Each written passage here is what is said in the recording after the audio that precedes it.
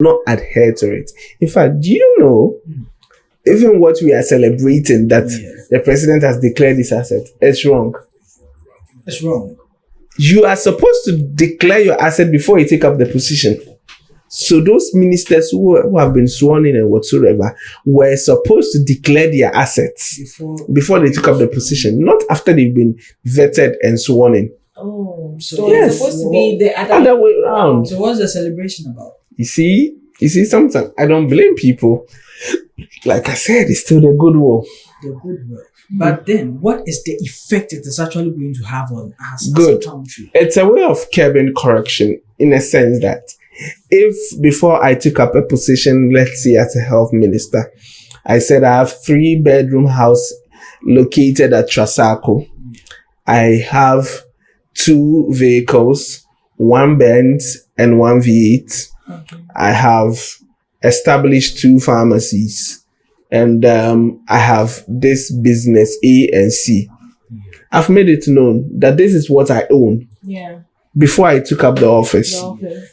So when I become a minister, and it happens that all of a sudden I've built 10 more mansions within 4 years. Yeah. It raises a question, because if I'm 40 years old and the whole 40 years of my life, I could not build these 10 mansions. Yeah.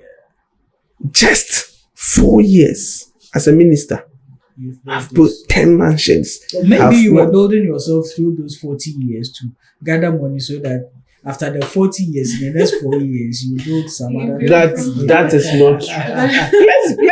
Let's be honest with ourselves. We are all in this country. So you see what I'm trying to talk about?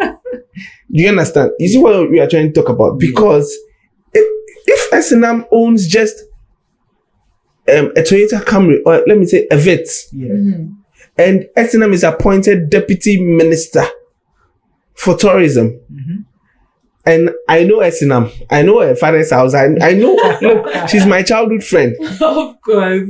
We meet in church, and SNM is driving a Ford Raptor.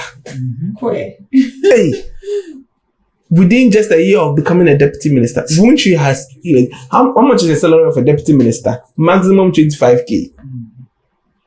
If you save even for a year, you can't buy a Ford Raptor. So where did she get it from?